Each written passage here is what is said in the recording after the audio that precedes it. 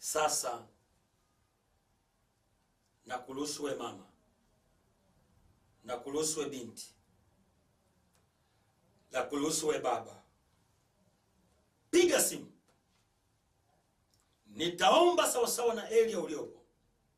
Location mahali ulipo ndio inaamua wewe unaweza kuishi maisha gani, unaweza kuwa na roho za namna gani, unaweza kuwa unaishi kwenye maisha gani, mapito gani, shida gani, roho gani.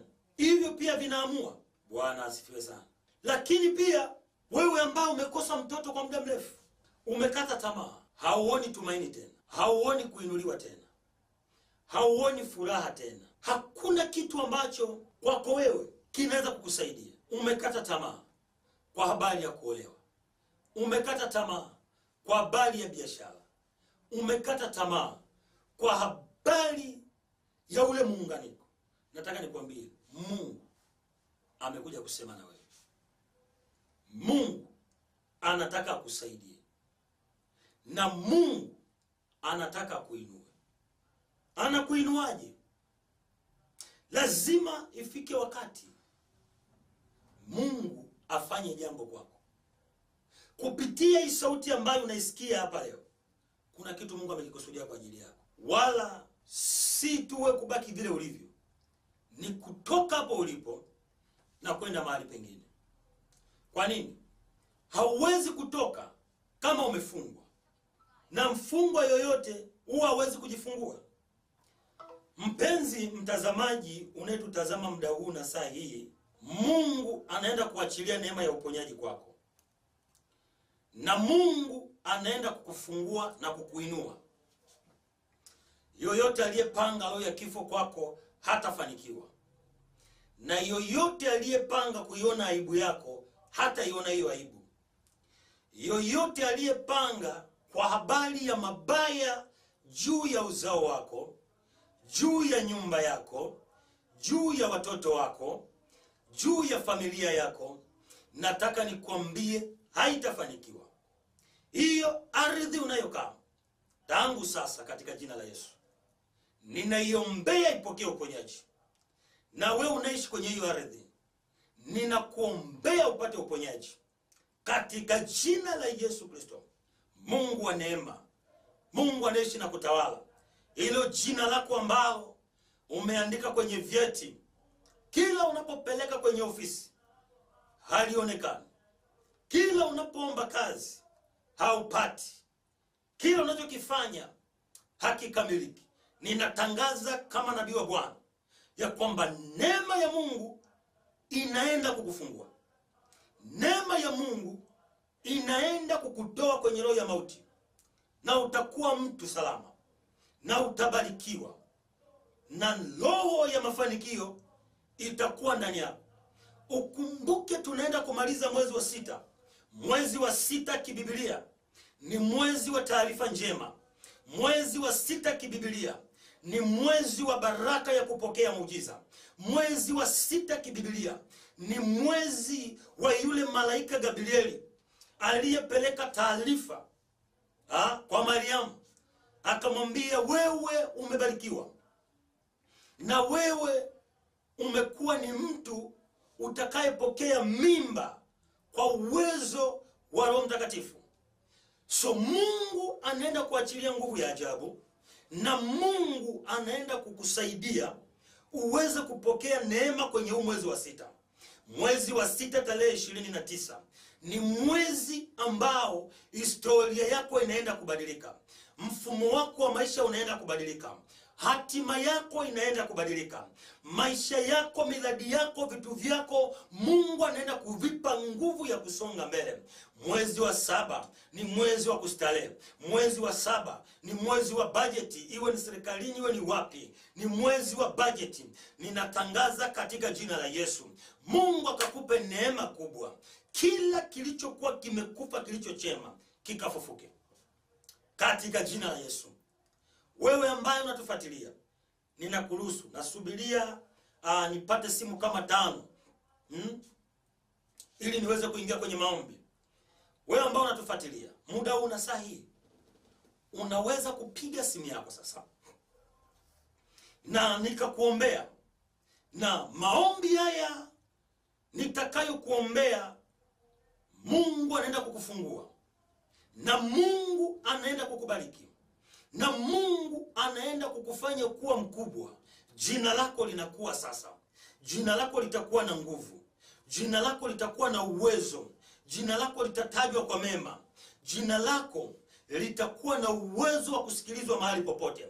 Iwe ni kwenye familia, iwe ni kazini, iwe ni kwenye biashara, iwe ni kwenye chochote kile ambacho unakikusudia, Mungu anaenda kukitimiza. Haleluya, haleluya. Kwa hiyo mpenzi mtazamaji, unaweza kaweka ujumbe mfupi wa message, lakini pia unaweza ukapiga simu moja kwa moja. Na wewe ambaye unatarajia vipindi hivi viendelee kuluka, uendelee kusikiliza neno hili la ukombozi wa ardhi, Shandarabakush Rimasaka, unaweza kuchangia sadaka yako, na hiyo sadaka ikafanya vipindi hivi vikaendelea. Kwa hiyo namba ambayo unaiona hapo, unaweza kuchangia pia kuhakikisha vipindi hivi vipotee hewani. Na Mungu anaenda kufanya jambo kubwa kwa habari ya maisha yako, na Mungu anaenda kukuinua kwa habari ya maisha yako. Nataka nikwambie, iko neema ya Mungu, iko nguvu za Mungu, iko baraka ya Mungu, uko uwezo katika matamshi, uko uwezo katika maneno, uko uwezo katika baraka. Watu wengine wamefungiwa tu mahali, hamna kitu mnafanya, kile unachokifanya kinakufa. Ukianza mahusiano yanakufa, ukianza chochote kinakufa. Maana ulimwengu wa roho umebebwa na roho ya maumivu. Kuna watu wameandaliwa roho za maumivu, roho za mateso. Vitu vyote kwao ni dharura. Amani kwao ni dharura, kibali kwao ni dharura. Sasa nataka nikwambie, Mungu anaenda kukupa amani ya kudumu kwa sababu ya maombi ya jioni ya leo.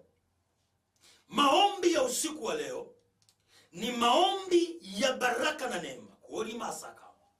Maombi ya kuvuka, maombi ya kupata kazi, maombi ya kuanza mahusiano na yakatimia mpaka ndoa, maombi kwa ajili ya kubadili historia ya familia, maombi kwa ajili ya kuvunja nila na mikatale ya ukoo mahali ambapo umezaliwa. Kuna watu wana roho ya konokono, roho ya konokono. Kila unachokifanya unafanya vitu chini ya kiwango, haviwezi kutembea. Kuna watu wamebeba roho ya jongo. Jongo unapomgusa hawezi kukimbia wala hawezi kujitetea, anaanguka na kujizungulusha pale mahali, hawezi kutembea tena. Manake ukilogewa hiyo spirit, kila kitu wakikugusa kidogo unakiacha, hauendelei tena.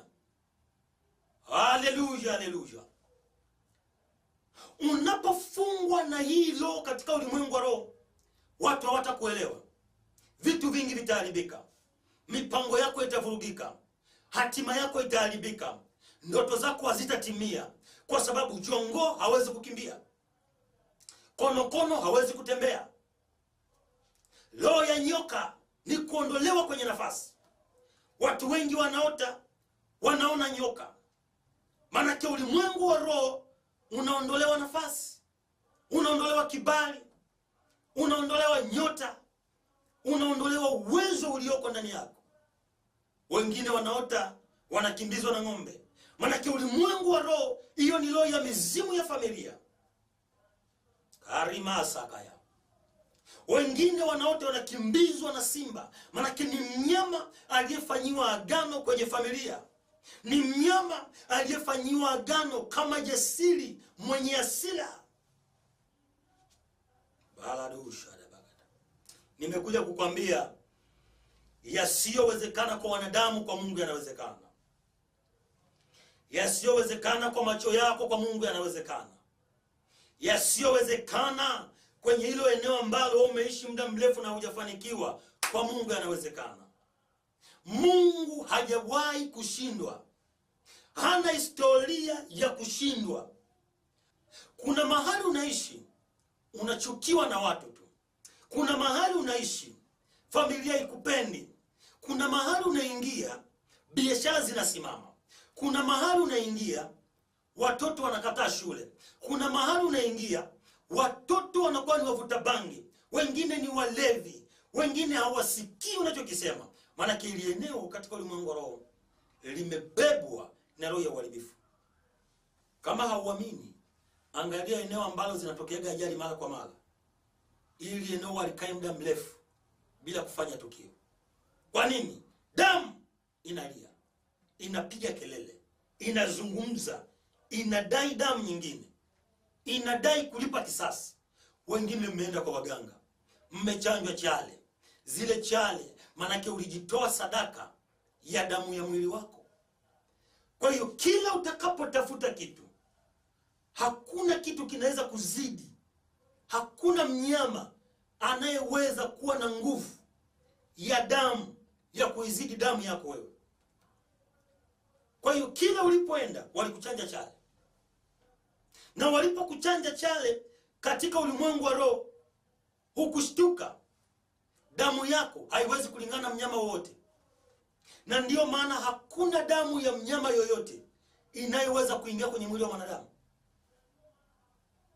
Kwa hiyo damu yako kama uliuza kwa waganga, uliuza kwa wasoma nyota, kama uliuza kwenye miungu ya familia, nataka nikwambie majira ya Mungu yamefika. Utatoka kwenye hilo agano na Mungu atakusaidia, kwa sababu neema ya Mungu ni kubwa. Na neema ya Mungu itakusaidia, itakulinda, itakuongoza, itakuvusha ili uweze kufika mahali ambapo pamekusudiwa. Kuna watu wanachelewa kuolewa. Wakiwahi kuolewa wanachelewa kuzaa. Haleluya. Kwa hiyo mtu huyu katika ulimwengu wa roho anaishi kwenye duara